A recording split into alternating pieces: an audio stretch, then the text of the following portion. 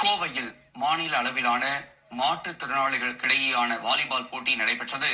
கோவை நேரு உள் விளையாட்டரங்கில் பாரா volleyball association சார்பில் மாற்றுத்திறனாளிகளுக்கான வாலிபால் போட்டி நடைபெற்றது. இதில் கோவை, மதுரை, நெல்லை, கன்னியாகுமரி, தூத்துக்குடி உள்ளிட்ட 12 மாவட்டங்களைச் சேர்ந்த அணிகள் கலந்து கொண்டன. லீக் முறையில் நடைபெற்ற இந்த போட்டியில் கோவை அணி வெற்றி பெற்று சாம்பியன் பட்டத்தை தட்டிச் சென்றது.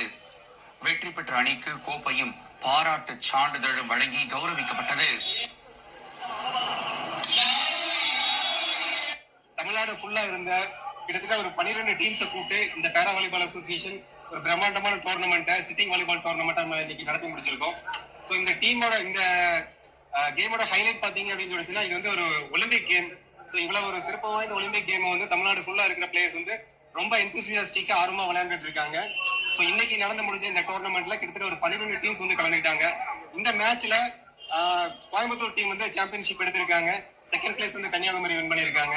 ஸோ எங்களோட இந்த மேட்சுக்கு நிறைய தன்னார்வலர்கள், நல்லுள்ளங்கள் வந்து பினான்ஸ் சப்போர்ட், மாரல் சப்போர்ட் எல்லாமே கொடுத்து எங்களை என்கரேஜ் பண்றாங்க.